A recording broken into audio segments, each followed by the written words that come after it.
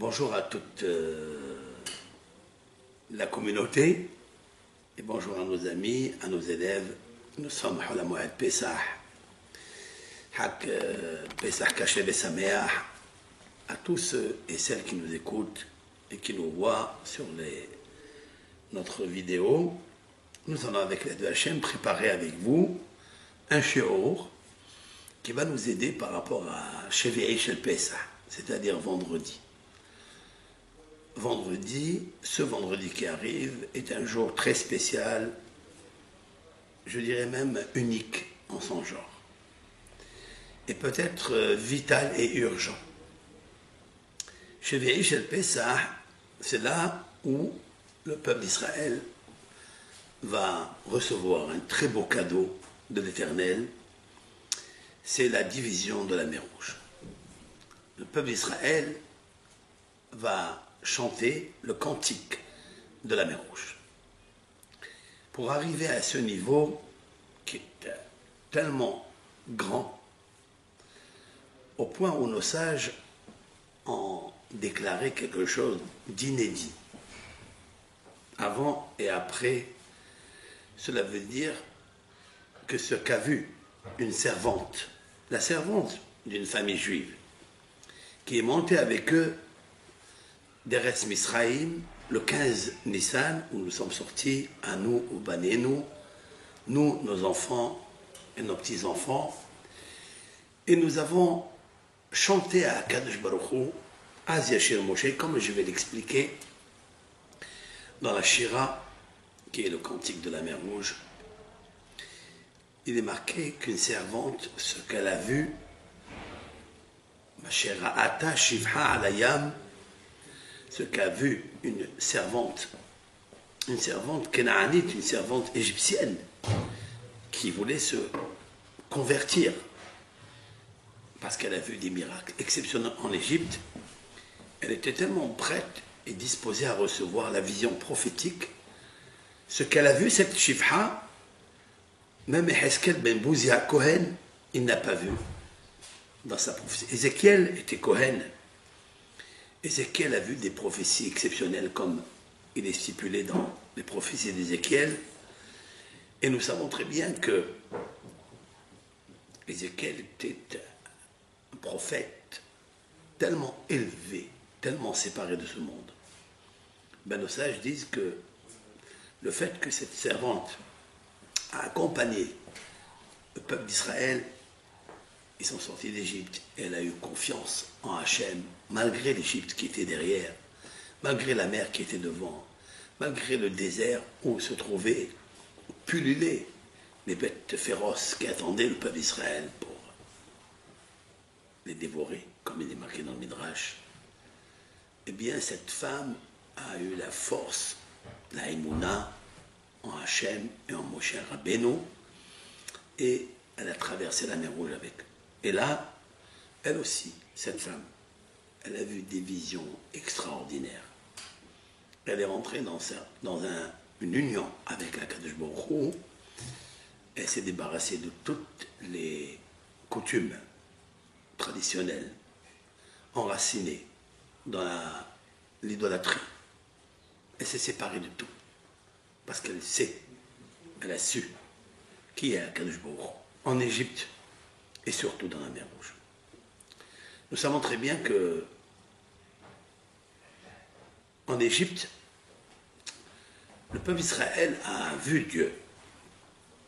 Le peuple d'Israël a vu Hachem se manifester par un doigt, comme il est marqué dans le texte, dans la plaie de Kinim, à savoir l'époux, ou les Harthumim, ce sont les Égyptiens qui étaient sages, qui étaient des sorciers, qui ont pratiqué eux aussi la fabrication d'époux. Il est marqué que là, ils n'ont pu rien faire, ils n'ont pas pu eux aussi créer l'époux, même avec la magie, et ils ont dit une phrase très importante.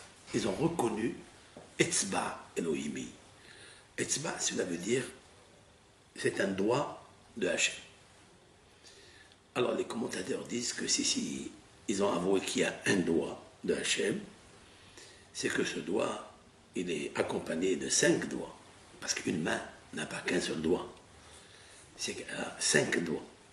Et ces 5 doigts, ils n'ont pas pu aller à la vérité, au shoresh, de l'union de Dieu, l'unicité de Dieu, de dire qu'il y a Hachem. Il y a d'Hachem, comme il est marqué plus tard dans la plaie d'Ever, Kaved Meod. Parce que Dieu il a envoyé la plaie de l'épidémie de la peste, qui a ravagé tous les animaux. Ils ont reconnu qu'il y a Etzba Elohim.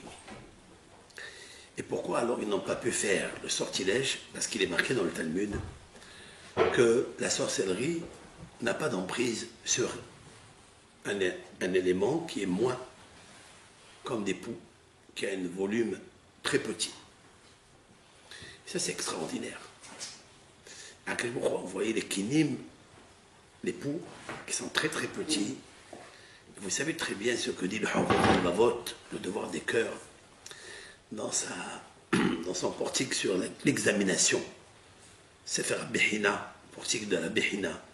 L'examination dans la contemplation de ce monde, les merveilles de la création. Il a dit que créer un éléphant, c'est quelque chose d'extraordinaire, quelque chose de grand. Mais créer une fourmi, c'est encore plus grand. Parce que regardez aujourd'hui, qu'est-ce que recherche la communauté scientifique? L'invention des petits gadgets. Avant, on avait des grandes télévisions, aujourd'hui, un plasma. Bon, les gens, ils se sont dit que où on va placer la télévision, elle prend de la place. Alors, ils ont pris ma place, un plasma. Ils ont dit, ça ne prend pas beaucoup de place. Et on cherche à faire des petites miniatures avec des petits cœurs, avec des petits cerveaux, des petits doigts, des petites mains, et des montres avec très sophistiquées, fignolées. Regardez, Akadosh Baruch Hu, il a créé un éléphant avec un grand cœur, un gros cœur. C'est une sagesse de le faire. Mais créer une petite fourmi avec un cerveau petit, en miniature, un petit cœur, et qui fonctionne dans cette petite créature, c'est que le créateur, il est grandiose. Et que sa sagesse, elle est immense. Et c'est ça que le Havot al-Vavot, le devoir des cœurs, fait appel à notre réflexion de savoir qu'il existe un Kadosh Baruch Hu. Il existe. Mais le problème, c'est pas qu'il existe, c'est qu'il faut vivre avec lui. Et vivre avec lui, il y a une seule façon, c'est la prière. La prière, nos hachamim en parlaient énormément dans le Talmud, dans le Midrashim. Le début de la prière, l'introduction de notre livre de prière, de qui on parle? D'une femme, Vatit Palel Hana Vatomar. Et Hana a prié et elle a dit. Hana n'avait pas d'enfant. Et elle a prié à Kadosh Baruch Hu. Ce sera la Haftara qu'on lira à Rosh Hashanah, le jour où Akadosh Baruch Hu gouverne sur le monde entier et que les peuples vont connaître la grandeur de Akadosh Baruch Hu. C'est le but d'ailleurs, c'est d'éclairer le monde entier. Ce sont les créatures de Hachem. Il nous faut les éclairer par la Torah. Vous savez qu'il y a 2 sortes de lumière. Il est écrit dans la Teva de Noah concernant la sanction du déluge qui s'était abattu sur le monde et qui a littéralement effacé le monde entier. À propos de la Teva, il est marqué Tzohar Ta'ase la Teva. Tzohar, cela veut dire 2 explications. Tu feras une fenêtre, d'après l'explication. Yesh Omrim Tzohar. Il y a qui disent c'est une fenêtre. Halon. Yesh Omrim Even Tova. Et il y a qui disent que Akadosh Baruch Hu a demandé à Noah de faire une pierre précieuse qui avait une luminosité tellement forte qui éclairait complètement la Teva qui était obscure. Cela veut dire que d'après la première opinion, nos sages, il y avait des fenêtres dans la Teva. Donc on pouvait voir le jour à travers la fenêtre. Il y a qui disent non, il n'y avait pas de fenêtre, tout était fermé. Et ils ont raison de dire qu'ils étaient fermés parce que nous qui étions dans la Teva, on ne devait pas voir les gens en train de souffrir, car il est interdit de s'accoupler, d'ailleurs, il est interdit même d'exagérer dans les plaisirs, soit dans la nourriture ou autre, lorsqu'on voit que le monde est dans la famine. Autrement dit, dans le déluge, tout le monde était effacé, on voyait des créatures giser dans le sol, comme ça, en train de, par les vagues qui s'envolaient de tous les côtés. Et c'est la raison pour laquelle Dieu il a dit, écoute, tu vas me fermer toute la teva, cependant, tu vas me prendre, il lui a dévoilé un endroit où il y avait une très belle pierre précieuse, tel un rocher. Il arrivera un moment où l'avènement messianique, d'ailleurs le prophète Ésaïe va parler de ça. Il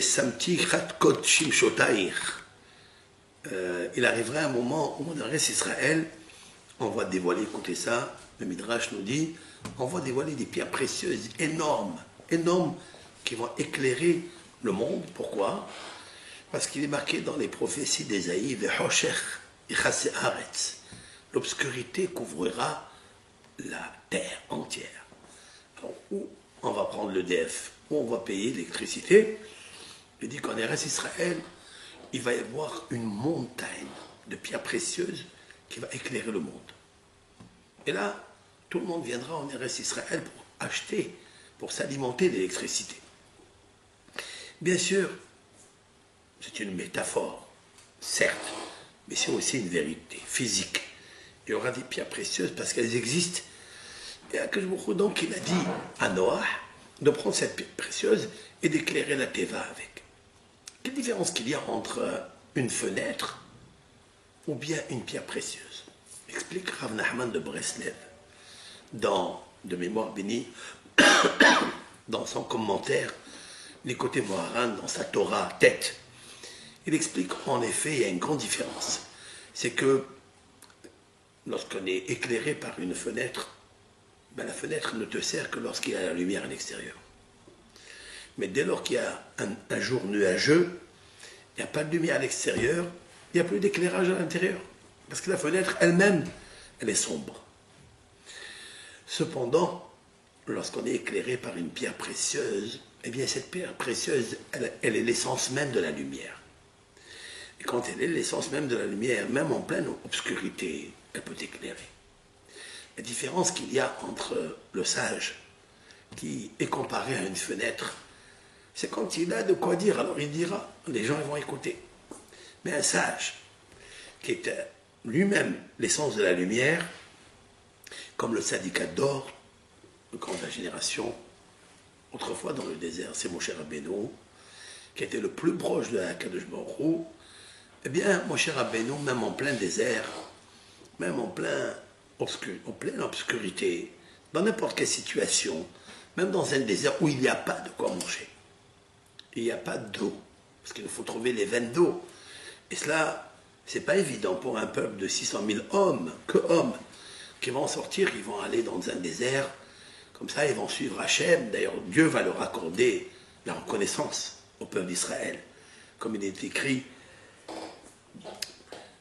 Zacharti lach hesed neoraich, ahavat kilolotaich, lechtecha harab bamidbar be'eres lo zerua. Je traduis. Zacharti lach, l'Éternel dit au peuple d'Israël, qui est sa fiancée, il lui dit, je me souviendrai toujours, Hesed, la bonté de ta jeunesse que tu as fait avec moi. Dieu remercie le peuple d'Israël, reconnaît le peuple d'Israël, parce qu'on lui a rendu grâce, on lui a rendu la couronne, on lui a donné une très belle couronne, laquelle, c'est que nous sommes allés le suivre dans un endroit arable qui n'a pas d'activité, de fertilité, il n'y a pas d'alimentation d'eau, pas d'alimentation de nourriture. Il a fallu qu'Akadosh Baruch Hu, il dit, moi aussi je fais un hesed avec vous, je vais vous envoyer la manne qui est le pain du monde des émanations, et l'eau va monter vers le bas. Donc toujours c'est le contraire de la nature, c'est que l'eau elle descend en bas et le pain il pousse de la terre. Mais comme le peuple d'Israël n'est jamais au-sous la prédestination astrale, certes il y a 12 signes zodiacaux qui dirigent le monde, plus les 7 planètes, c'est vrai, mais Le peuple d'Israël est au-dessus du soleil. Au-dessus, le soleil qui est la déesse des nations. Le soleil qui est le serviteur de Hachem pour le peuple d'Israël, mais que toute sa lumière n'est qu'une lumière qui est comparée à celle de la fenêtre. Lorsque Dieu arrête le soleil, c'est-à-dire sa lumière à lui, qui est le soleil spirituel, qui est au-dessus de la planète solaire, qui est une physique, lorsque Dieu ne brille pas, je vais expliquer, alors même le soleil ne brille pas, et la preuve, le soleil peut avoir obstruction par la lune, qui est nulle, et qui n'a aucune lumière d'elle-même, comme dit le Zohar Kadosh, lit min grama dilah klum. Elle n'a aucune lumière d'elle-même, eh bien elle peut venir obstruer le soleil. Tout ça pourquoi? C'est pour montrer aux nations, pour montrer à toute personne. Quand je dis les nations, cela veut dire les idolâtres. Les idolâtres qui ont compris que Dieu existe, mais qu'il a abandonné le monde parce qu'il ne peut pas s'occuper, lui qui est si grand, ne peut pas s'occuper de si petit, comme nous trouvons dans le monde des malachim, nous trouvons dans le monde des malachim, des anges, le monde des galaxies, et le monde qui est le plus bas, le monde à Shafel. Dans l'anagramme du mot Shechem, Shechem c'est Shafel, Kochavim et Malachim. Ce monde ici bas c'est Shechem, il est très bas. Parce qu'il est Mosher. Vous savez qu'est-ce que c'est Mosher? Ça veut dire, parce que ce monde il attire vers le bas. Mosher. Mosher c'est le même, c'est Malachim. Le Shin c'est Shfalim. C'est les Tahtonim, c'est-à-dire ceux qui sont en bas, comme nous. Mais il y a aussi les galaxies. Les galaxies, c'est les Kochavim. Les Kochavim, ce sont les 12 signes zodiacaux qui dirigent ce monde-là. Ce n'est pas qu'ils dirigent parce qu'ils ont envie de diriger, pas du tout. Parce que Dieu a contracté avec toutes ces planètes immenses, cosmiques, interplanétaires, une influence qui doit passer par eux. Ce n'est pas elle qui brille. C'est la brillance de Hachem, qu'on appelle le Or Shivat Hayamim, c'est-à-dire la lumière du grand luminaire des 7 jours de la création. Eh bien, c'est cette lumière qui va passer à travers le prisme que sont les planètes, que sont les signes zodiacaux. Donc, ça, le soleil, la lune, les signes zodiacaux, c'est comme la notion de la fenêtre. Cette fenêtre, c'est un prisme, c'est un filtre qui fait passer. Cependant, la vraie lumière, elle vient du Makor HaElyon, elle vient du Ensof. J'allais dire, elle vient du Emet, elle vient d'une vérité qui est à Akadosh Baruch Hu. Comme il est marqué dans la prière, Bet Yaakov, la maison de Jacob, Lechu Venelcha, marchons Venelcha, et nous irons au présent et au futur, Beor Adonai, avec la lumière de Dieu. Et je voudrais parler justement de ça. Lorsque le peuple d'Israël est arrivé donc devant la mer Rouge, le Yom HaShvi'i Shel Pesach, rappelez-vous que le Yom HaShvi'i Shel Pesach, qui est un grand jour, il y a beaucoup de kabbalistes, notamment le Gaon Ben Ishai, bien sûr Maran Ahida, le Rashash, le Harizal, connaissaient la valeur du jour, qui est, avec l'aide de Hachem pour cette année, ce sera un vendredi, Yom HaShishi. C'est très intéressant ce Yom HaShishi. Pour ce vendredi, il y a beaucoup de sodotes et de ségoulottes qu'on peut extraire dans ce Yom HaShishi. Je vais juste rappeler, qu'est-ce que c'est Yom HaShishi? Yom HaShishi, c'est le 5e jour, le 6e jour, mais on a ajouté la lettre He. Pourquoi on a ajouté la lettre He? Rashi avait rappelé dans le Midrash qui dit que ce jour 6, Akadosh Baruch Hu, quand il a créé, il a dit, mais il n'aura sa puissance, il n'aura sa force, que lorsque le peuple d'Israël, après la sortie d'Égypte, 50 jours après la sortie d'Égypte, vont recevoir la Torah. Le 6 Sivan, le 6 du mois de Sivan, c'est-à-dire en juin, en juillet, ça dépend du calendrier, si lunaire, solaire. Nous, pour nous, c'est le 6 Sivan. Eh bien, Akadosh Baruch Hu, il va donner la Torah au Am Israël par l'intermédiaire de notre maître, notre Seigneur, Moshe Rabbeinu alav shalom, Ra'ya Me'emna. Parce qu'il nous faut toujours passer par Moshe Rabbeinu. Sans lui, c'est impossible. C'est lui, Moshe Rabbeinu, c'est pas seulement qu'il est transporteur de la lumière comme la fenêtre. Il est lui-même l'essence de la lumière, Moshe Rabbeinu. Comme je vous ai expliqué un jour que Moshe Rabbeinu, c'est la valeur numérique Tariag, 613. Il est l'essence même de 613 mitzvot. Pas seulement parce que nous on le dit, parce que la Torah qui n'a jamais menti à personne, la Torah qui existe il y a des millénaires, que Hachem, il a possédé cette Torah et l'a diffusée à dose infinitésimale dans les 2000 années avant qu'arrive Moshe Rabbeinu, c'est-à-dire 26 générations. Parce que la Torah, quand elle commence de Bereshit, il y a 26 générations jusqu'à la génération de Moshe Rabbeinu où s'est dévoilé le chiffre 26, à savoir le nom de Akadosh Baruch Hu. Et comme à propos de Moshe, il écrit dans Parashat Be'alotra, Utmunat Adonai Abit. Moshe Rabbeinu, il regarde, si l'on peut dire ainsi, le visage de Hachem. À qui on peut permettre de regarder le visage de Hachem? Il n'y a qu'un homme qui est l'essence même de la lumière. Parce que quelqu'un ne peut pas regarder le soleil devant ses yeux, parce qu'il sera complètement aveugle. Mais Moshe Rabbeinu a réussi, grâce à son humilité, parce qu'il considérait que son corps n'était que la lune, que sa neshama était le soleil, et à travers cela, il a fait briller son corps qui est devenu un soleil. C'est la différence qu'il y a, dit Maïmonide, dans Yad HaZaka, la différence qu'il y a entre les patriarches et Moshe Rabbeinu. C'est que les patriarches avaient une grande neshama, mais le corps n'était qu'un corps, qui n'est qu'un décor. On est tous d'accord. Mais Moshe Rabbeinu, même son corps était en accord avec miséricorde, Dieu. Et c'est la raison pour laquelle Moshe Rabbeinu, à 120 ans, il brillait encore de toute son âme, de toute sa luminosité qui n'a jamais terni, ne s'est jamais évaporée. Moshe Rabbeinu va monter à Har Sinaï, donc 50 jours après. Et ce jour attendu, lorsqu'on lit dans Bereshit, Yom HaShishi, et c'est les 5 livres de la Bible. Shishi, c'est le 6 Sivan, puisque c'est du Shish.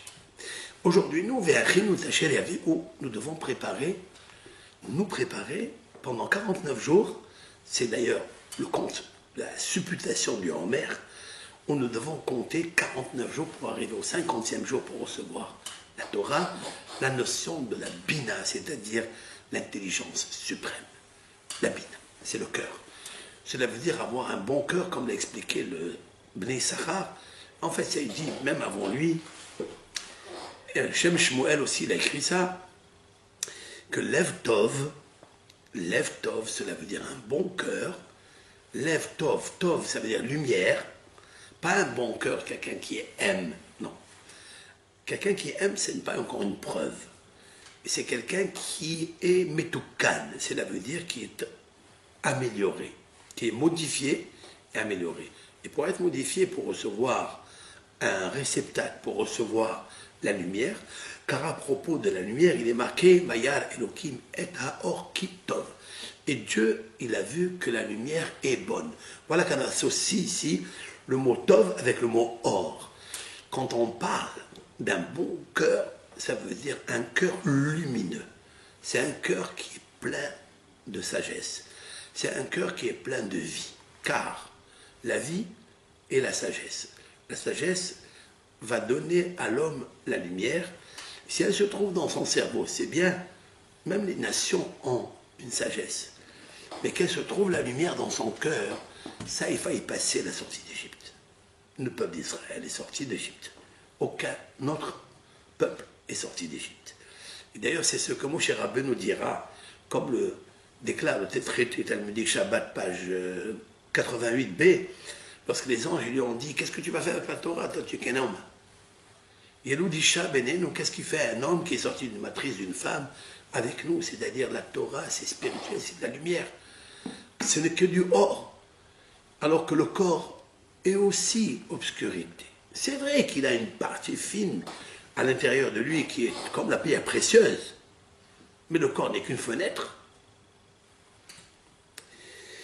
Alors il leur a dit, c'est marqué dans la Torah, je suis l'Éternel, ton Dieu, qui t'a fait sortir d'Égypte. Vous êtes sortis d'Égypte. En fait, quel est le dialogue ici?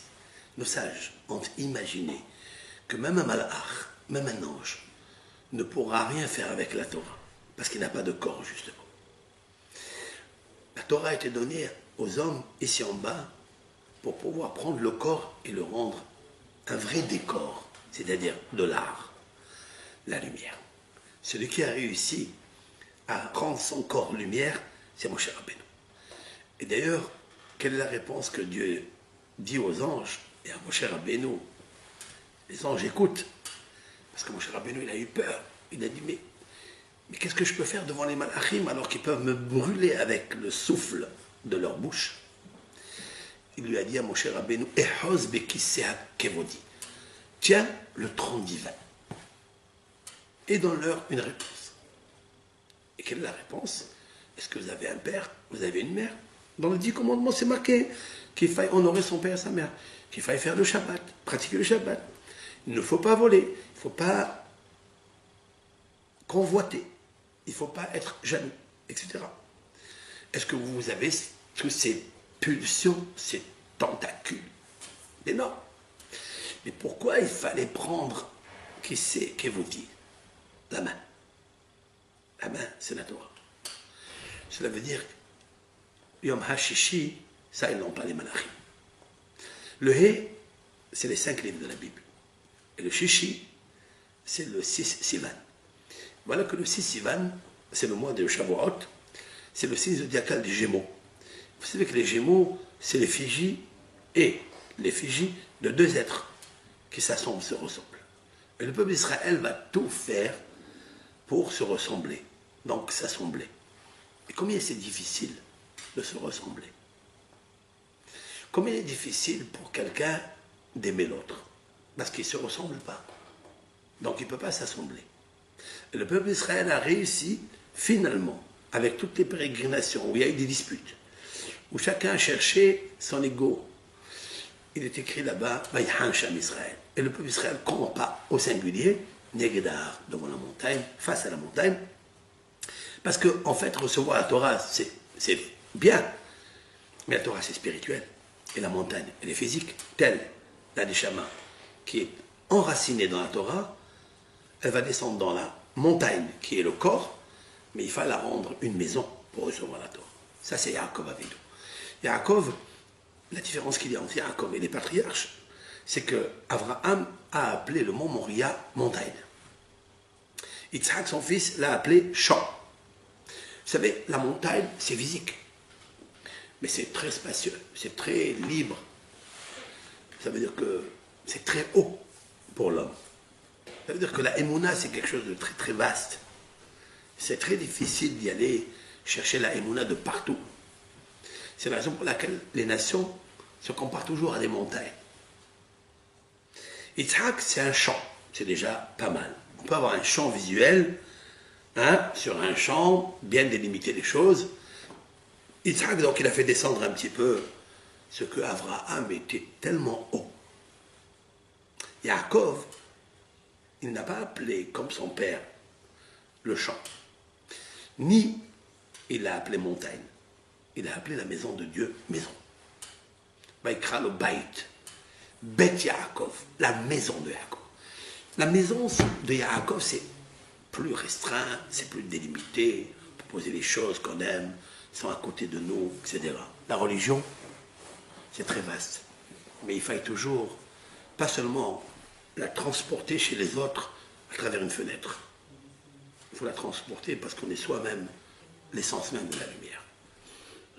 Comme il est dit à propos de Shlomo HaMelech dans les Proverbes, il a dit Me'or Enaim Mesamach Lev Shmu'at Tovat Edashmat. Ça veut dire Me'or Enaim, c'est éclairer les yeux. Shmu'at Tova, pardon. Me'or Enaim, éclairer les yeux, et ça m'enlève. Alors le cœur, il est joyeux. Quel est le moment où la personne qui est en face, elle est contente dans son cœur? Parce qu'il y a le Me'or Enaïm, parce qu'il y a le Ma'or dans les yeux. Alors, chez Mu'atova, une bonne nouvelle, Tedachen Ha'atzem. Même le corps qui n'est fait des os, Ha'atzem c'est un os. Cette lumière, elle peut rentrer dans ses os et le rendre magnifiquement heureux, avec plein de bonheur. C'est ce que cherche en fait le roi Salomon à travers le texte de la Shira. Je vais vous l'expliquer immédiatement, Be'ezrat Hashem. Mais le but c'est quoi? C'est qu'on arrive par la supputation du Homer des 49 jours. Pourquoi 49? Bien sûr, il y a des grandes discussions, ça n'est pas l'objet du cours. Mon but c'est d'arriver à quoi? À la Torah, à la lumière de la Torah. Parce que mon cher Rabbeinu ne peut se remanifester avec l'aide de Hachem que si il y a le limoud de la Torah. C'est la raison pour laquelle Akadosh Baruch Hu va leur demander de compter 49 jours, pas plus. Mais il me semble qu'il y a quelque chose de plus profond que ça pour les 49 jours. Be'ezrat Hashem. Rebonjour. Nous sommes dedans, on a coupé un petit peu le cours en deux pour ne pas que ça soit trop lent. Je reviens au chiffre 49.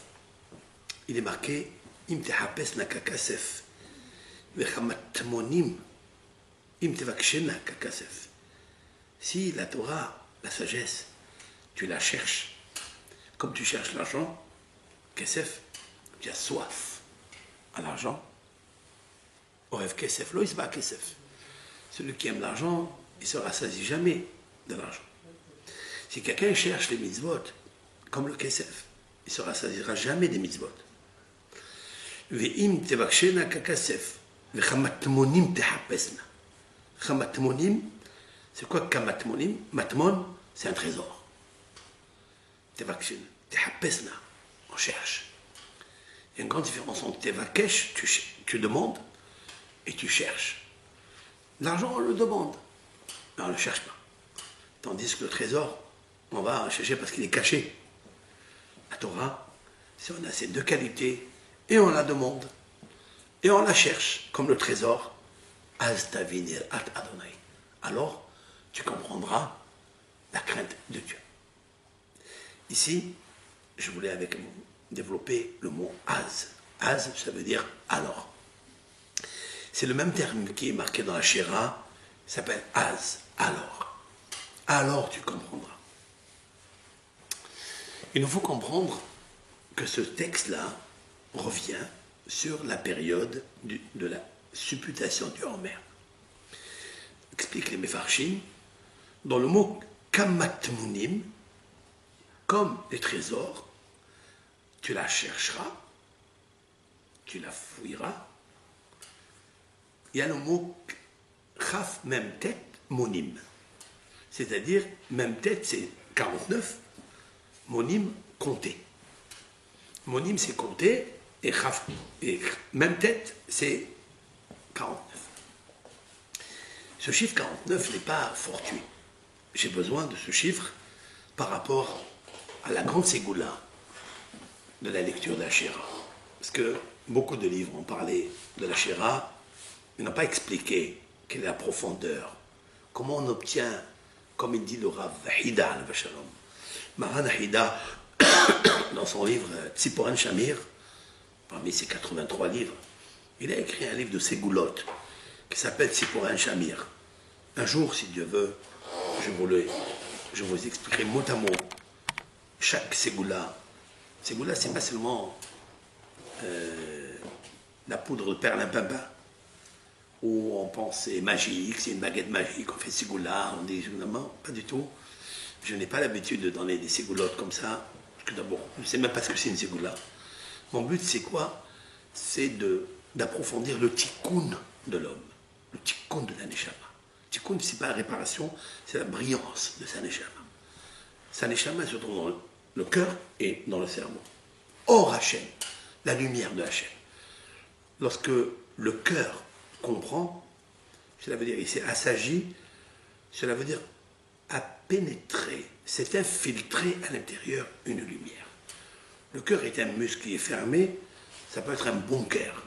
Il faut avoir un bon cœur, pas un bon cœur. Pour que le cœur qui est un bon cœur devienne un bon cœur, il faut prendre, blaker des cœurs et envoyer la lumière à l'intérieur. Sinon, ça ne pourra pas. Comme il est marqué à propos de la Teshuvah, Ulvavo Yavin, Veshav Verafalo. C'est un texte magnifique. Je répète. Le prophète Ésaïe nous dit Ulvavo et son cœur, Yavin. Il comprend. Veshav, il fait Teshuvah, Verafalo, Refoa lo. Il aura la guérison. Toutes sortes de guérisons. La guérison, c'est quoi? C'est Hola Nefesh. C'est la maladie de l'âme. Lorsque l'âme n'est pas aérée, lorsque l'âme n'est pas éclairée, lorsque l'âme, c'est juste une lumière qui reçoit, une fenêtre qui reçoit de la lumière. Eh bien, lorsqu'il y a cette lumière, alors elle est éclairée. Elle éclaire le corps qui est la chambre où se trouve la fenêtre. Mais dès lors où il fait un jour nuageux, lorsqu'arrive à un homme, une femme, des problèmes, il s'ouvre. Il perd le contrôle, il se trouve dans l'obscurité, il a peur. Il a des angoisses, il est comprimé, il a besoin de comprimer, il est déprimé. Mais si l'âme, elle comprend, c'est-à-dire, elle devient lumière, elle devient comme ce joyau qu'on met dans la Teva de Noah. Alors il est Noah, alors il est reposé, alors il est bien. S'il est reposé, il y a de la lumière. Cette lumière, elle peut l'accompagner là où il veut, dans n'importe quelle situation, dans n'importe quelle difficulté. Ça, c'est le peuple d'Israël.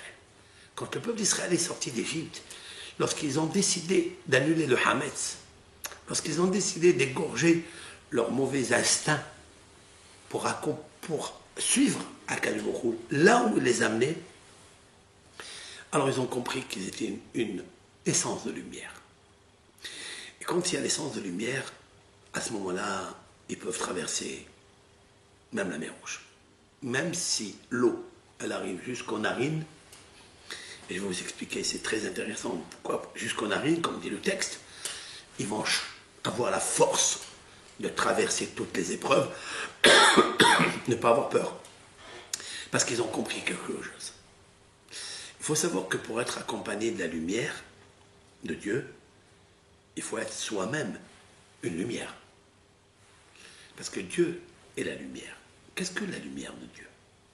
Émette la vérité. Lorsqu'un homme a décidé d'enlever le sheker, le mensonge, c'est ça qu'il faut. Si on enlève le mensonge, parce que Dieu, il se retire comme s'il y a du mensonge. Comme il est marqué, Lotissa et Shemid la chave. Ne mentionne pas mon nom en vain. Ça veut dire, en fait, si tu le mentionnes en vain, je me retire. Mais la chose, ça veut dire s'élever.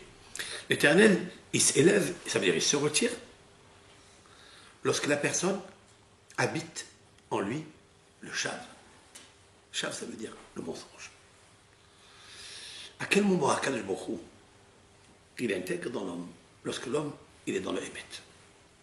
Le Hémet, il n'y en a qu'un seul. Il n'y en a pas 1000. Si quelqu'un, il veut encore dialoguer avec la Torah, veut dialoguer avec la Emouna, mais en même temps, dialoguer, s'embroumer avec des choses de ce monde, aliments, éléments, plaisir, désir, qui ont la racine, leur racine, et le sheker, alors il sera toujours confronté à des multitudes d'épreuves. Pourquoi? Si je vous dis que ce verre-là, il est blanc, ben il est blanc. C'est couleur blanche. Parce que le Hémet est une seule chose. Mais si je vous dis ce verre, en vérité, il est blanc. On le voit. Mais je vous dis, moi, qu'il est violet. Donc j'ai violé la couleur. Si je l'ai violé la couleur, je peux dire aussi qu'il est noir. Je peux dire aussi qu'il est gris. Je peux lui donner toutes les couleurs. Parce que dès lors où j'ai falsifié, j'ai faussé la vraie couleur, je peux dire toutes les couleurs, elles existent en lui. Le sheker, le mensonge, n'est pas un, c'est plusieurs. Tandis que le émet, c'est un seul. La Torah, la vérité, est une seule chose. On ne peut pas l'associer à autre chose. C'est impossible. Cette Torah de émet, elle veut s'unir avec l'homme. Mais l'antithèse de la Torah, c'est le sheker. De la même façon, explique le Havot al-Mavot. Dans son portique, Irat Hashem, la crainte de Dieu. Il a dit de la même façon que Esh Omaïm, l'eau et le feu, ne peuvent pas cohabiter ensemble ici, à l'intérieur de ce vase. Ainsi, la Torah, le Hémet et le Sheker et le mensonge ne peuvent pas cohabiter dans le cœur d'un homme, surtout d'un homme juif qui a reçu la Torah. Nous, avant de recevoir la Torah, toute la préparation de la Torah, c'est la sortie d'Égypte. Pas seulement la sortie d'Égypte, c'est de nous faire rentrer d'abord en Égypte. Minametzar karatiya anani ba merhavia. Merhav, ça c'est le pasouk que David Amelech a dit. Merhav, c'est-à-dire la largesse. À quel moment l'Éternel te donne la largesse?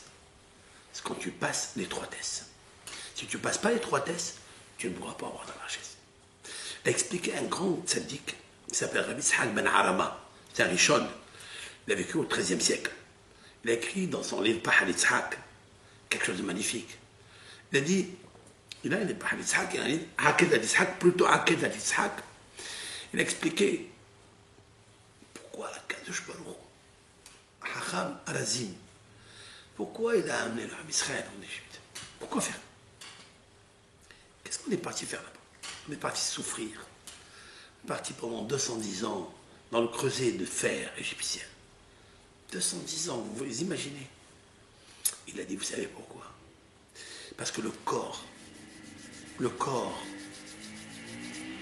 des Juifs, le corps, la maison, était obscurci par la faute du péché originel. Quand elle est obscurcie, il était très difficile d'enlever cette impureté, cette intromission que nous possédons. Même la peau que nous avons ici, c'est la peau du serpent. On n'était pas comme ça avant, on était comme ça, comme l'angle.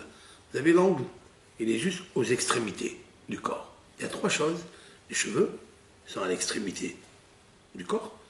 Vous avez à l'extrémité des mains les ongles, à l'extrémité des 10 doigts du pied, il y a des ongles. Pourquoi? Ici noir, jusqu'à ce qu'il devienne blanc. Au fur et à mesure que l'homme y grandit, il vieillit, mais ses cheveux, eux, changent de couleur, deviennent noirs. Noir, après blanc. Pourquoi blanc? Ça ressemble aux ongles. Ça nous rappelle la lumière d'Adam Arishon. Et c'est dans les extrémités. Pourquoi dans les extrémités? Pour nous rappeler qu'en effet, Adam Arishon, avant de fauter, avant qu'il ait cette intromission du venin en lui, du serpent, eh bien Adam Arishon,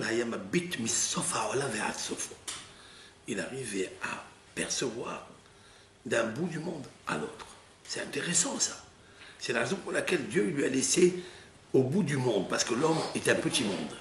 Adam, Olam Katan, un petit monde. Il lui a laissé aux extrémités ce que jadis la lumière qu'il possédait. Cette lumière, il ne faut jamais l'arrêter. Elle est en nous. Mais il faille que cette lumière qui est ici, il faut qu'elle traverse tout le corps, et ça à travers la Torah, à travers la lumière de la Torah. C'est pour ça qu'au moment où on lit la Torah, on prend le Etzba, on prend un doigt. Ce doigt, il est fait avec le Kesef, en argent. Il y a qui font avec de l'or, c'est bien. Mais le Kesef, c'est plus favorable parce que la Torah, c'est Kesef, c'est Rahmanout. Le Kesef, la Torah, c'est Hesed.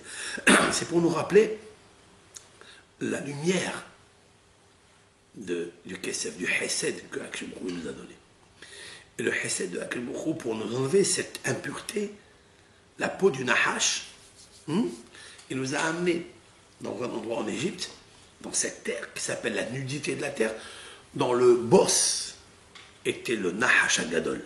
Comme l'explique le prophète, Tanim, Agadol. Tanim, c'est le serpent. Pareil. D'ailleurs, si vous prenez le mot Nahash, Nun Hachin, et vous regardez dans la phonétique déployée, vous trouverez Tanin à l'intérieur. C'est incroyable. Vous trouverez Tanin, Tanin et Nahash, c'est la même chose. Ok? Tanim. Mais pourquoi il s'appelle Tanim? C'est encore une autre histoire. Une fois Nahash, une fois Tanim. Bon, ça sera un autre cours. Maintenant, il nous a descendu dans cette Égypte-là pour réussir à quoi? Par le travail, par briser le cœur, par les travaux. Befarer, comme on l'a expliqué dans la Haggadah, tout au long de ces 2 jours magnifiques. Eh bien, avec ça, on va épurer, on va se raffiner et devenir meilleur afin que le corps devienne un prisme pour recevoir la lumière de Akadosh Baruch Hu, la lumière de la Torah qui va nous donner en 49 jours. C'est la raison pour laquelle on compte l'Omer. Pourquoi on compte cet Omer? C'est comme quelqu'un qui va se marier, dit le Hinour, Rabbi Aaron à Lévi, c'est comme quelqu'un qui attend le mariage 49 jours, chaque jour, il compte. Et tellement il aime la fiancée avec laquelle il va se marier, il va construire sa vie, il va construire son amour, il va construire son bonheur, il va s'unir. C'est le mot que je voulais, parce qu'il est clé dans ce shiur. Il va s'unir avec elle, c'est la Torah. Eh bien, chaque jour qui passait, il était très lourd, mais aussi tellement l'amour de la Kala qu'il va recevoir. Qu'est-ce que ça veut dire quoi? Ça veut dire que la Kala est le Kéli.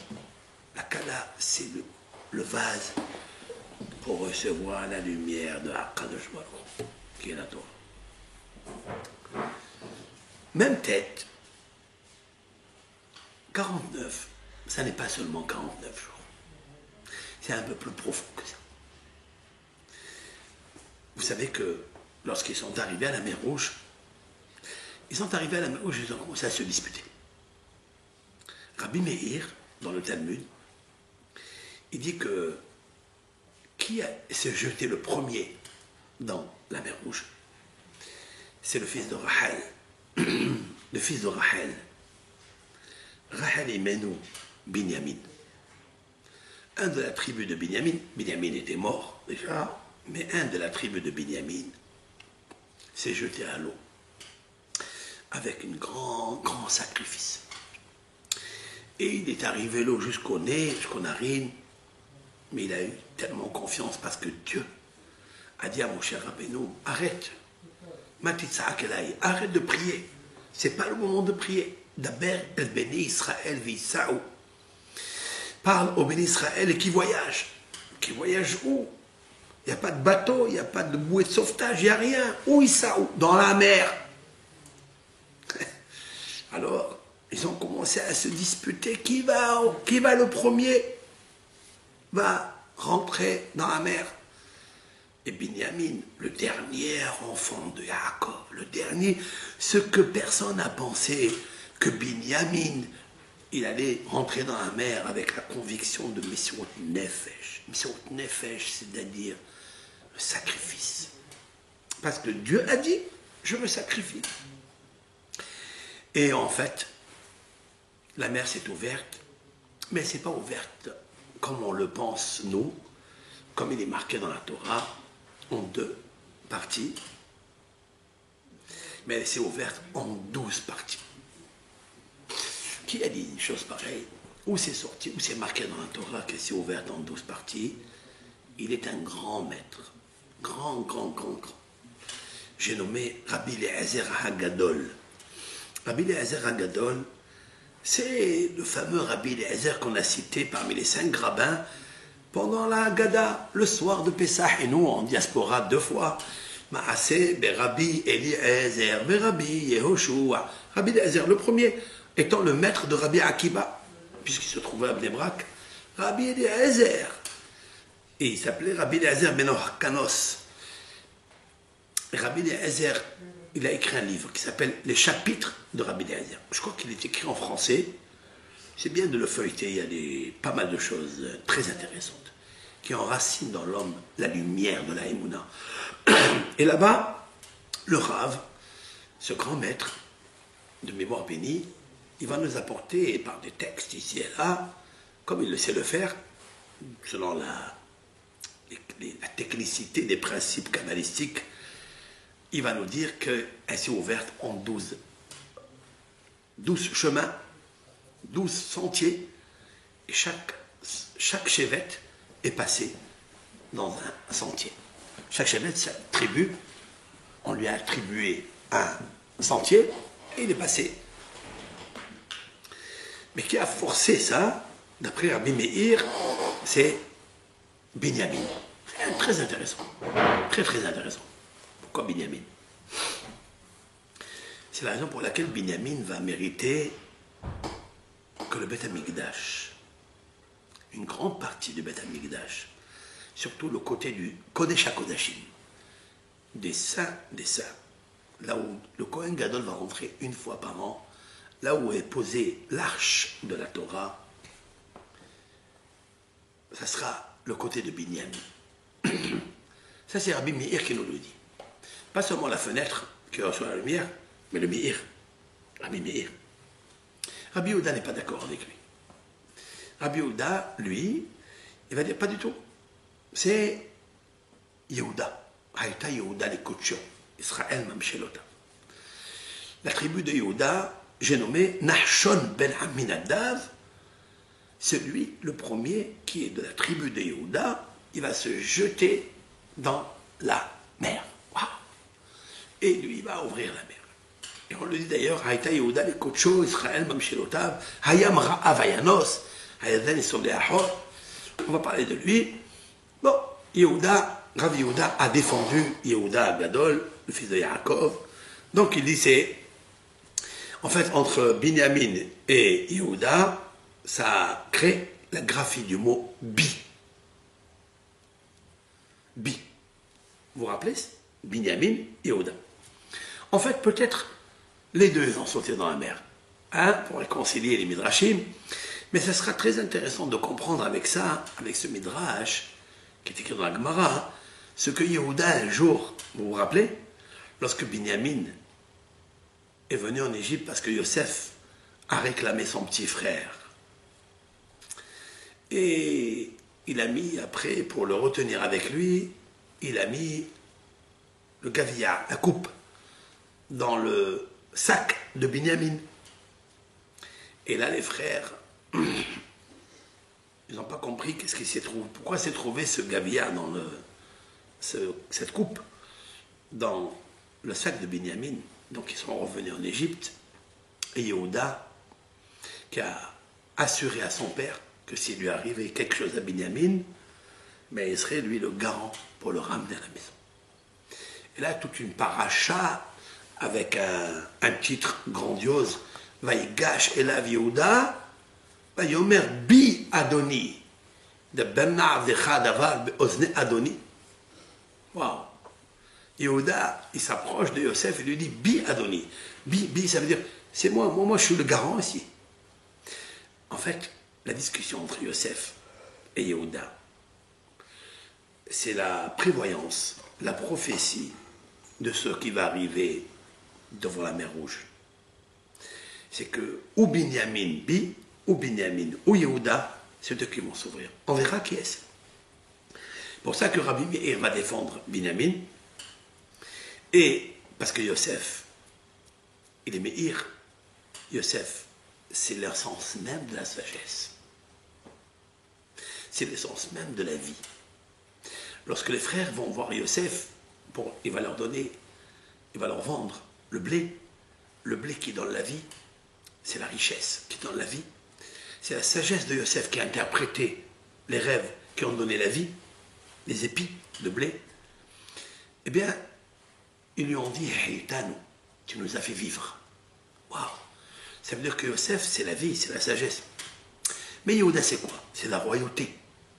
Parce que la royauté, cela veut dire quoi? Lève Melech Be'ad Hashem. Parce que le cœur d'un roi, il est entre les mains de Hashem. Ça veut dire quoi? Ça veut dire qu'un roi ne peut jamais mentir.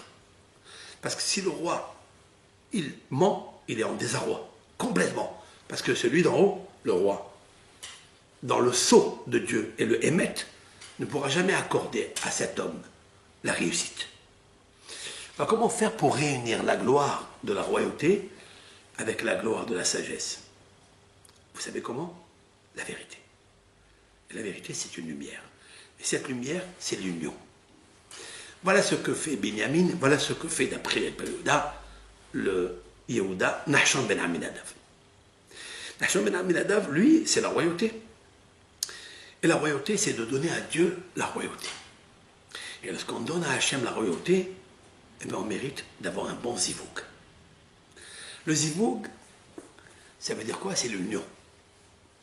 Avoir une femme, s'unir avec une femme, c'est ce qu'il y a de plus proche à nous faire goûter, apprécier l'amour de ce que doit être l'amour et l'union de l'homme avec Dieu. Et c'est la raison pour laquelle celui qui lit la Shira, le cantique de la mer Rouge, avec une joie, avec une grande simha, explique le Tzipor en Shamir, qui est Maran Ahida, notre maître. Maran. Maran, ça veut dire magnétique résonance nucléaire. C'était un grand luminaire. Il a dit que celui que vendredi, avec l'aide de Hachem, il se met debout et il s'imagine qu'il est en train de lire la Shira avec une très grande joie. Lui, il a dit comme ça, on lui pardonne toutes ses fautes.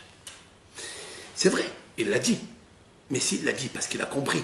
Mais moi, vous, on n'a pas encore compris pourquoi. Il ne suffit pas de faire un psittatisme, de dire je vais faire avec joie, je fais avec joie. Non. Il faut s'imaginer que tu es en train de traverser, toi, la mer Rouge, et croire en ça. Avoir la foi en ça, que d'un côté, il a noyé les traqueurs, l'Égypte, et il a sauvé les fidèles. Il a sauvé ceux qui étaient les fidèles de Hachem, ceux qui ont abandonné, se débarrassé de la Vodazara, de l'idolâtrie, en aimant uniquement Akadosh Baruch Hu. Mais comment on peut faire une chose pareille? Mais aussi, il nous faut comprendre, lui, il a dit, en pardonnant toutes les fautes, est venu le Talmud et nous dit quelque chose de un petit peu difficile à comprendre. Caché Zivugosh la Adam qui est Yam Souf. Il est difficile qu'un homme trouve son zivoug. C'est quoi son zivoug? Ça veut dire son zivoug, son partenaire. Comme l'ouverture de la mer Rouge. Qu'est-ce que ça veut dire quoi? Rashi explique. Il est difficile pour Hachem de trouver à l'homme son vrai partenaire, comme la difficulté qu'il avait pour ouvrir la mer Rouge. C'est Rashi qui explique ça. Mais a priori, on ne comprend pas. Pourquoi c'est difficile pour Hachem? Mais c'est Hachem qui a créé l'âme sœur. C'est moi le problème, pour trouver l'âme sœur, il faut un hameçon. Pour trouver son âme, il faut la pêcher avec son hameçon. Mais pour trouver son hameçon, il faut trouver sa tribu. Et trouver sa tribu, ça n'est pas une chose facile. Et voilà la difficulté qu'il y a. Et c'est la raison pour laquelle la mer se divise en 12 parties, et pas en une seule partie. Parce qu'il n'y a à aucun homme la clé du mystère pour trouver son sivouk. Pourquoi? Parce que Yaakov Avinu a ouvert 12 portes dans le ciel. Quand on ouvre 12 portes dans le ciel, parce qu'il y a 12 signes zodiacaux. Et quand le monde a été créé, ce sont les 12 signes zodiacaux qui ont régné sur le monde. Sur Abraham. Même sur Abraham. Lorsque Dieu lui dit à Abraham, je vais te donner un enfant, il dit, comment je vais avoir un enfant? C'est pas possible. Pourquoi pas? C'est Dieu qui parle. Il dit, non, mais on est sous la prédestination astrale. Il est né, Abraham Avinu, il est natif de la planète Mercure. Il s'appelle Tzedek. Pardon, Jupiter. Tzedek, Jupiter. Vous savez comment ça marche? Dimanche, soleil. Tous les dimanches, ça brille. Après, lundi, c'est lune. Mardi, c'est Mars. Mercredi, Mercure. Jeudi, Jupiter. Et vendredi, Vénus. Et samedi, Saturne. Saturne, très très bien quand on protège le Shabbat. Quand on observe le Shabbat, ne vous en faites pas. Saturne, dans la semaine, ça brille le dimanche. Il y a la planète Mars qui distribue tout ce qu'un homme y veut. On expliquera ça dans un cours. C'est relaté avec la Gemara dans le traité Shabbat 156a, b, 2, recto verso. La Gemara, elle parle de ça. Abraham Avinu, il a dit, moi je suis sous la prédestination astrale Jupiter. Et Jupiter, c'est justice. Tzedek. Il a dit, ne t'inquiète pas, je vais t'ajouter la lettre E, ça va devenir Tzedaka. Avec la lettre E, je vais t'ouvrir toutes les portes. Il lui a ajouté la lettre E à Abraham, il l'a ajouté à Sarah, avant Sarai. Sarah, hop, il a fait monter le Mazal au-dessus du Mazal. Après Yitzhak, Miskin, lui aussi, il n'arrivait pas. Il s'est marié avec Rivka. Rivka, pendant 20 ans, elle était stérile. Il ne peut pas. Akadosh lui a dit, t'inquiète pas, je vais te donner un enfant. Yitzhak, qu'est-ce qu'il a fait Yitzhak? L'Adonai et il dit, si on suit les signes zodiacaux, mais ça ne pourra pas marcher. Je vais monter au-dessus de celui qui fait briller les signes zodiacaux. Ils sont que d'une fenêtre, qu'un prisme. Je vais aller très très haut, à Hachem, direct, et de là-bas, je vais descendre mon zivug. C'est-à-dire, en Rivka, je vais descendre pas un, deux. Il y a eu Yaakov et Esa. Mais Hachem, il dit à Yitzhak, qui Avram, qui Be-Yitzhak, car Be-Yitzhak, dans une partie de Yitzhak, pas entièrement. Je te donnerai une descendance, c'est Yaakov. Yaakov, il n'a pas eu un, il a eu 12. Pourquoi Yaakov? Quel est le mystère? Comment Yaakov, il a reçu 12 enfants? Mais justement, Yaakov a été celui qui maîtrisait les sentiers de la lumière, qui est au-dessus des 12 signes zodiacaux. Je vais vous confirmer quelque chose comme ça, que quand vous prenez les 12 signes zodiacaux, vous allez trouver que, par exemple, en hébreu, Talé, c'est le bélier. Après, vous avez Shor, le bœuf. Si vous comptez les lettres, Talé, 3, Shor, 3, etc., etc., vous allez trouver 49 lettres. Seulement 49, pas 50, pas 48. 49 lettres dans les 12 signes zodiacaux. Et vous trouverez aussi 49 lettres dans les 12 tribus d'Israël. Pas plus et pas moins. Et quand vous prenez la Mnaseah ben Rinot Mizmor Shir, ce psaume qui est bourré de sodotes, de secrets, vous trouverez dans ce psaume 49 mots. Pourquoi? Vous avez 3, vous avez 6, après vous avez 7 ici, après vous avez 11. Vous trouverez ici quelque chose comme la menorah. Et toute cette menorah, c'est quoi? C'est la graphie de configuration, comment est posé tout le système des 12 signes zodiacaux avec les 12 tribus d'Israël, qui ne sont pas en dessous de la lumière, ils sont eux-mêmes la lumière. Eux, ce ne sont qu'une fenêtre qui reçoit la lumière. Mais nous, Am Israël, on est là, l'essence même de la lumière. Et voilà pourquoi peut-être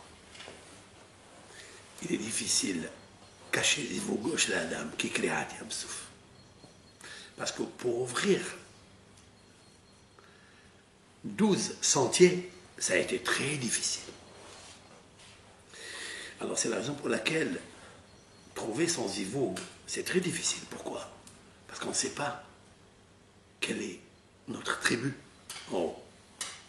Si on savait quelle était notre tribu, c'est vrai, certes qu'on a un signe zodiacal, mais le signe zodiacal, ça veut dire quoi? Il n'est qu'un prisme pour recevoir la lumière.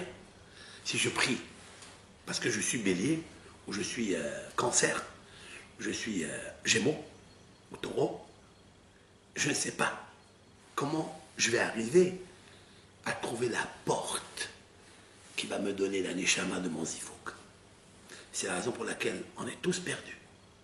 Et on ne sait pas comment trouver son zébo. Par contre, avec la Shira, Az Yashir Moshe, il y a une unité tellement forte du Ham Israël. Pour qu'il y ait l'unité du Ham Israël, il faut qu'il y ait le Emet, la vérité. Pour avoir la vérité, il faut une lumière. C'est la lumière de dire je veux honorer Akadosh Baruch. Vayatar Yitzhak l'Adonai Yitzhak, c'est la midah de Givura.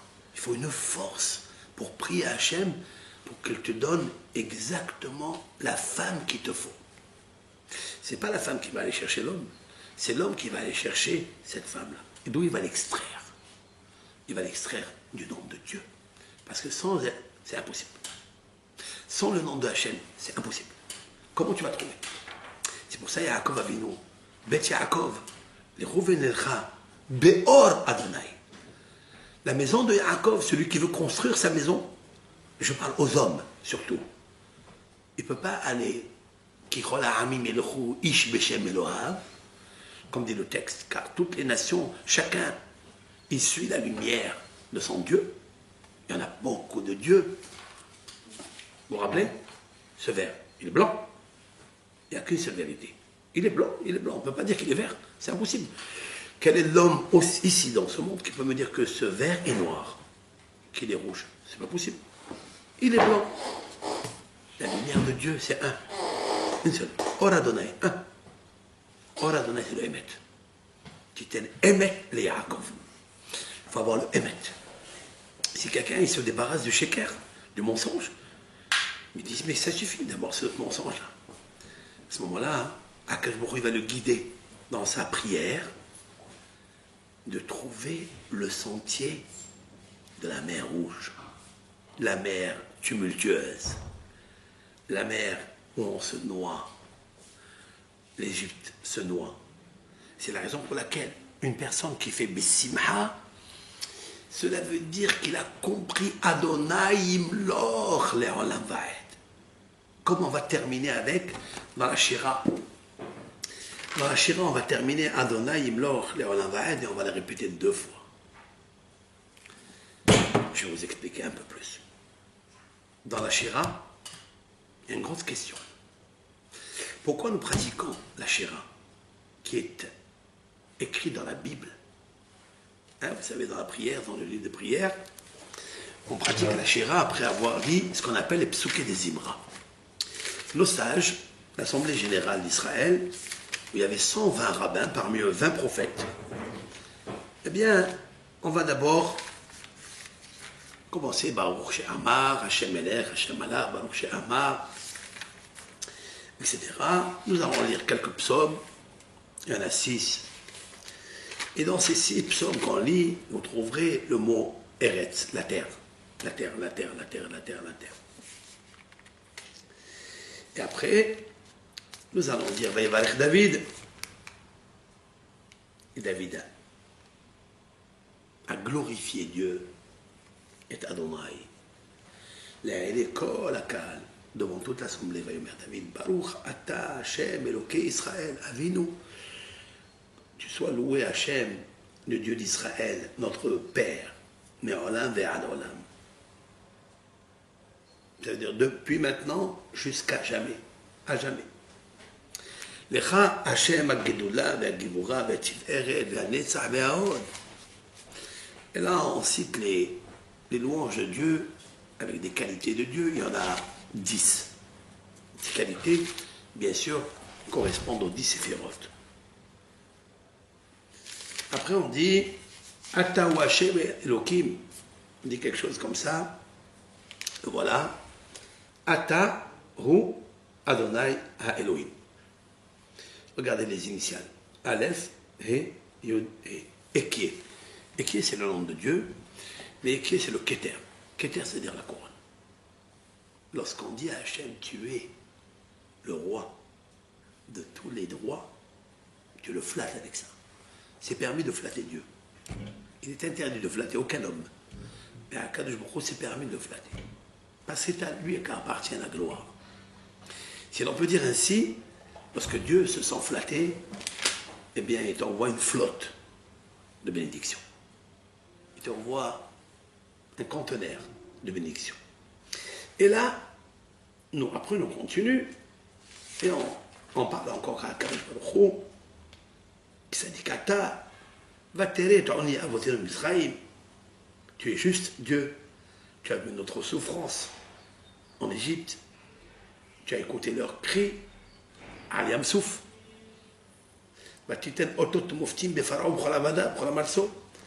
Tu as fait des miracles, des merveilles. Tu as châtié le pharaon, tous ses serviteurs, tous les peuples dans son pays. Qui a d'attaqué parce que tu savais qu'ils ont trop ajouté, ils ont augmenté la souffrance sur nous Israël. Ce sont des éloges exceptionnels. Et après, Vayosha Hashem. Vous savez combien de fois le nom de Dieu apparaît ici? Il apparaît 18 fois. Très intéressant.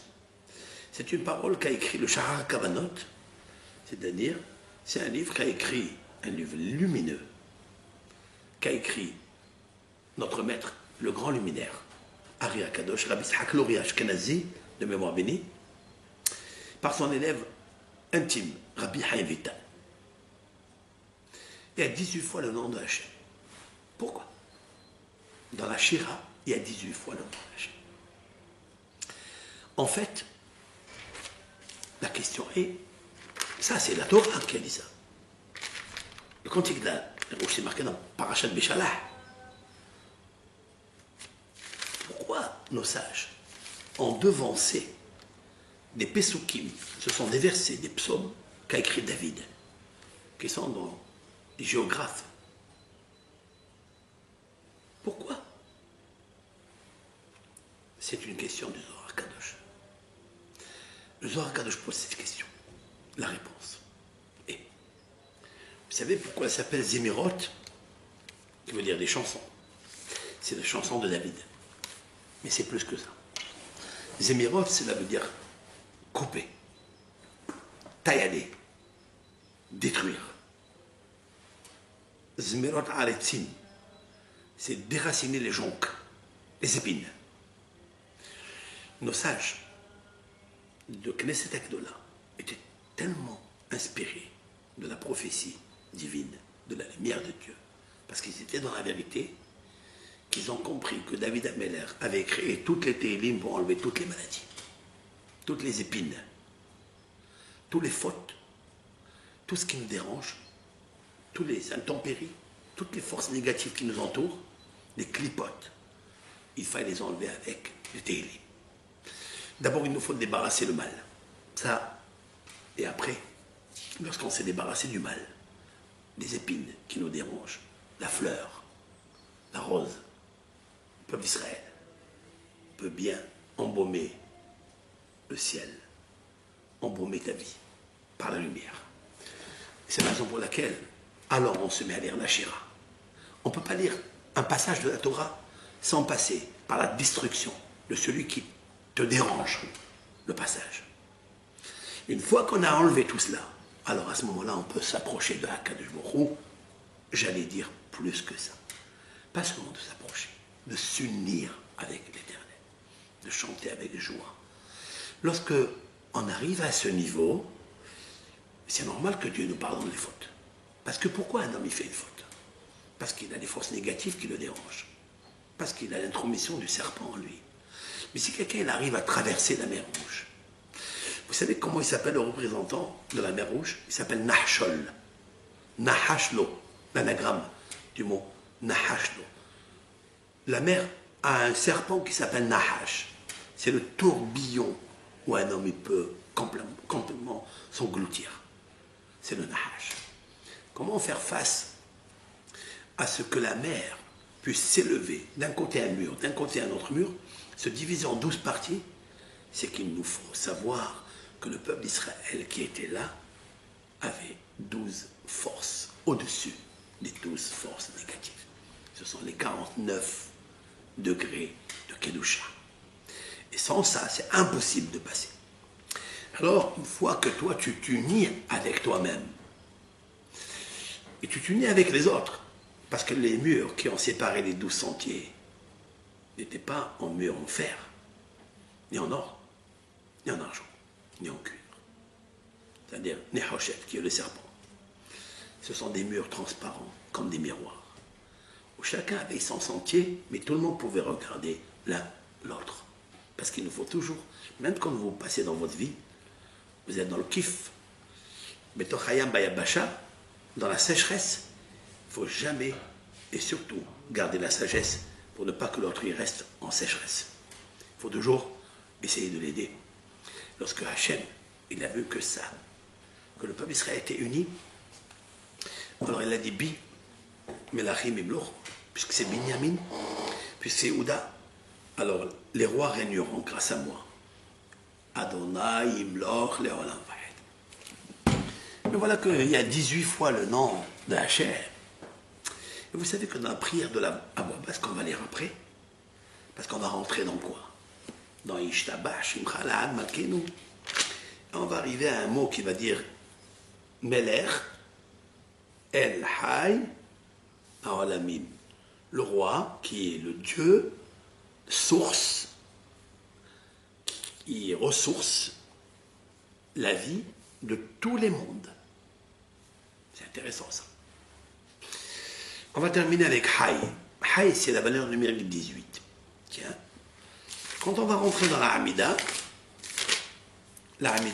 après avoir accepté le joug céleste, Shema Israël, Hashem Eloheinu Adonai Echad, lorsque j'ai dit que Dieu il est unique, je lui ai mis quoi? Une couronne. Je lui ai mis une couronne.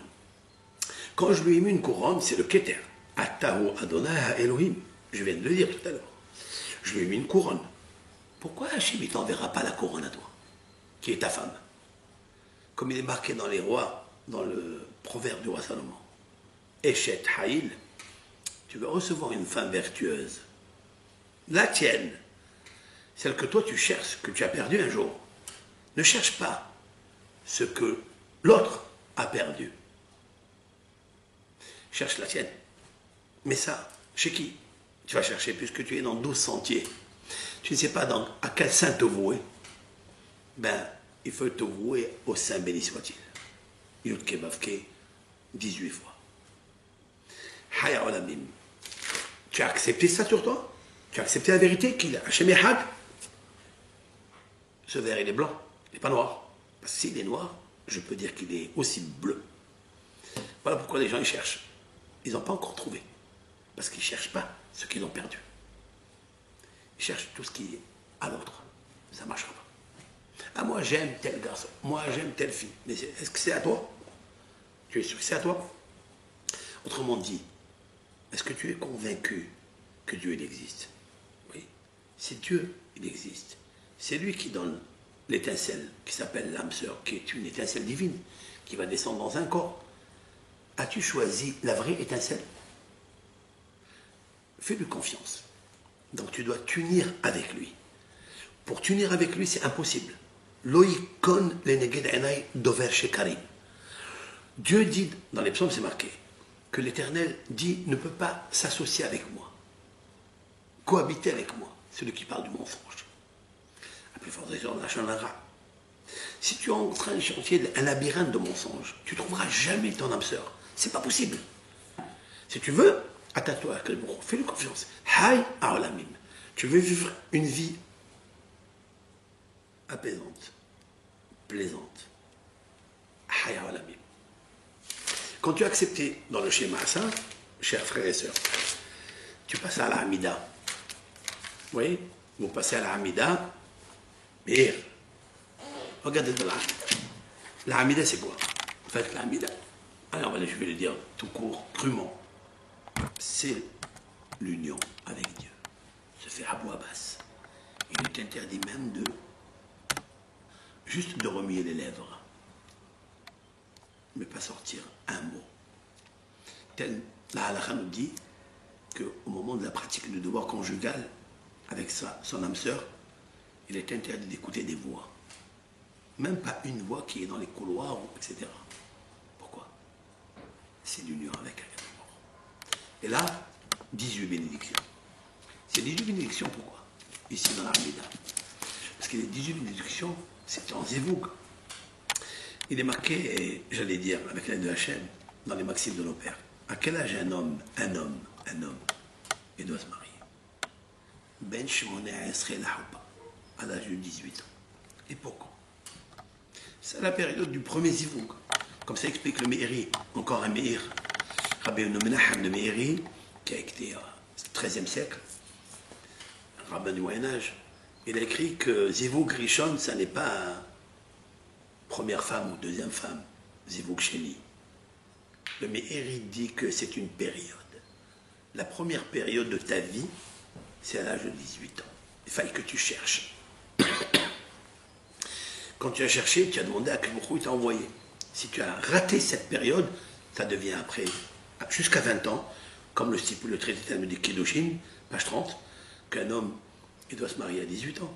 Mais si il étudie la Torah, s'il s'unit d'abord avec Dieu pour être mûr, pour être mature, alors on lui sera jusqu'à 20 ans. Il ne faut pas dépasser. Parce que s'il dépasse ça, dit le Meiri, que c'est Zivouk Sheni. Ça veut dire Zivouk période, Shenia, deuxième période. Là, tu t'unis avec Akadosh Baruch Hu. Ce verset-là, Adonai Sefatay Tiftah Viagite la terre. Ça veut dire l'Éternel, le Dieu du monde. Sefatay Tiftah, ouvre ma bouche, Oufi Agite la terre. Et ma bouche, ouvre mes lèvres, pardon, Oufi, ma bouche, Yagit racontera tes latera, tes louanges. Regardez les initiales. Aleph, Shin, Tav, Yud. Aleph, Shin, Tav, Yud, Ishti, ma femme. Vous avez vu? Ishti, ma femme. C'est de quoi? C'est quoi ce Ishto? Eshet, Ishto, sa femme. Qu'est-ce que ça va avec sa femme? Ben, la Shekhina, c'est la femme de Dieu, si l'on peut dire ainsi. À ce moment-là, c'est l'union entre Akadosh Baruch Hu et la Shekhina. Celui qui arrive à faire les psauké des Imra convenablement, parce qu'il donne à Hachem Barach la force d'enlever tous les inconvénients, toutes les jonques, les épines, ce qui dérange l'union de Hachem avec la Shekhina. Alors il pourra lire la Shira Simha Gdola, parce qu'il va donner le Keter à Akadosh Baruch Hu. Et dans le Keter, c'est-à-dire la couronne. À quel moment Hachem il a la couronne? À quel moment? S'il a sa couronne, s'il a la Shekhina à côté de lui. S'il l'a pas, comment vous voulez qu'il soit un roi? Ben, lorsque vous lui donnez à vous, à lui, par l'unité que vous faites, en acceptant dans votre cœur un seul émet, et pas trop, une multitude de émettes, c'est-à-dire le sheker, c'est-à-dire la avérote. Ça veut dire rentrer dans un mikvé avec un reptile dans la main. C'est impossible. Il faut jeter le reptile pour rentrer dans le mikvé de Hachem. Alors à ce moment-là, je vais vous confirmer quelque chose. Vous savez combien de vertèbres il a, un homme? Tout homme, même la femme. Il en a 18.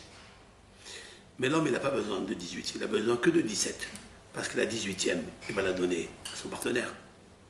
Je ne parle pas ici de la vertèbre physique, os. Je parle celle de la lumière. Lorsqu'on va s'adresser à Akelmourou, Haya Olamim, on va lui dire, c'est toi qui me fais vivre. Je veux la vie. Et comme je ne peux pas vivre seul, parce qu'il est marqué dans la Torah, dans le verset 18, dans le chapitre 2, parce qu'il nous faut toujours être à 2 et à l'âge de 18 ans, l'otobéota Adam Levado. Ça n'est pas bon qu'un homme irait seul. Et je veux lui faire une aide pour lui. Cette aide-là, j'ai besoin de Ezer Hashem. Comme il est marqué que Yaakov, c'est lui qui a dit le psaume 121. D'où va venir mon aide? Mon aide, c'est-à-dire ma femme. Lorsque je vais faire une chose pareille, je vais demander à Hachem de prendre ma 18e cote, qui est la 18e cote spirituelle. Il va me faire descendre ma Neshama à moi. C'est lui, il sait.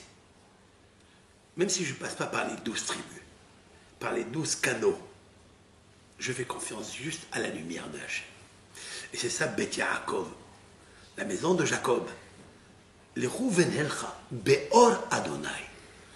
C'est quelqu'un, Be'ezrat Hashem, il décide d'avoir le Or Hashem, qui est le Or de la lumière, et qui prenne fortement, avec une conviction sincère, la lumière de Hashem. Croyez-moi, que Akadosh Baruch Hu, il lui envoie le zivou, il lui envoie la choupa. Parce que qu'est-ce qu'on fait dans la choupa? La choupa, c'est quoi? La choupa, c'est en fait la lettre Vav et He dans le mot choupa. Le Vav et le He. Le Vav, c'est l'homme, et le He, c'est la femme. Le Yud de l'homme, Ish. Le He de la femme, Isha, Yud, Ke, Vav, Ke. Il méritera la Ktuba. Il méritera la Simha. Il méritera la joie. Et on dit que celui qui se marie, on lui pardonne ses fautes. Alors je pense que cacher Zivougo chez la dame qui est Kriyat Yamsouf, c'est vrai qu'il est difficile à l'homme. Zivougo chez la dame qui est Kriyat Yamsouf. Mais s'il prie à Hashem Yitbarach, s'il arrive à sortir de toutes les chambres qu'il a ouvertes, qu'il est rentré dedans, qu'il s'est trouvé dans l'obscurité, et c'est encore des portes, elles sont ouvertes, il pourra sortir de ces portes avec une seule condition. Les Ha'amin Bachem, le croire en Akadosh Baruch Hu fortement, qu'il a fait les miracles avec le Ham Israël, comme de la même façon que chacun a trouvé son sentier pour faire sa vie, ben lui aussi il trouvera son zivug, qui est Kriyat Yamsouf. Sauf que j'ai une grosse question. Je termine avec ça.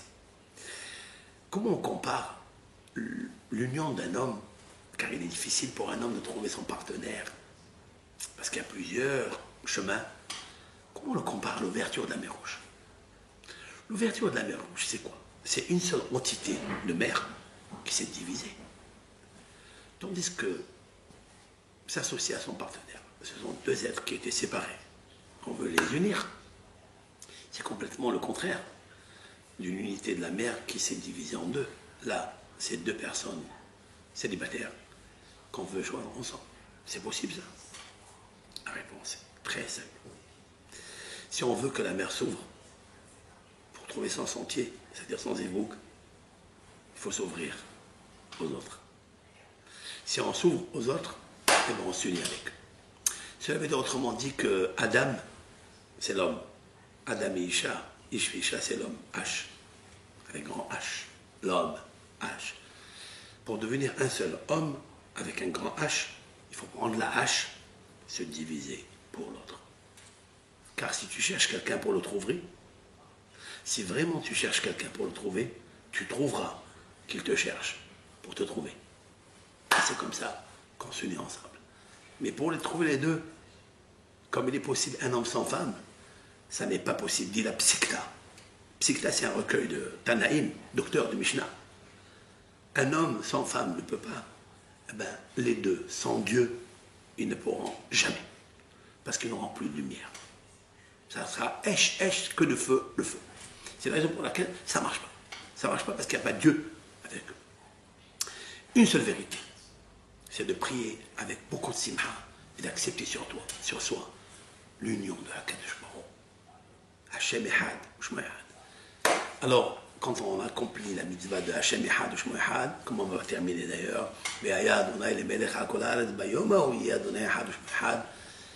eh bien, ils mériteront, cet homme méritera que s'accomplisse sur lui le verset qui dit à propos de Adam et Haba, Ve'ayu le basar ehad. Alors ils sont une seule chair. Et elle sera très chère à ses yeux. Il la chérira. Il lui donnera tout ce qu'elle demande. Parce qu'elle est sa couronne. Tadaraba à tout le monde. Et Hak Sameach pour tout le monde.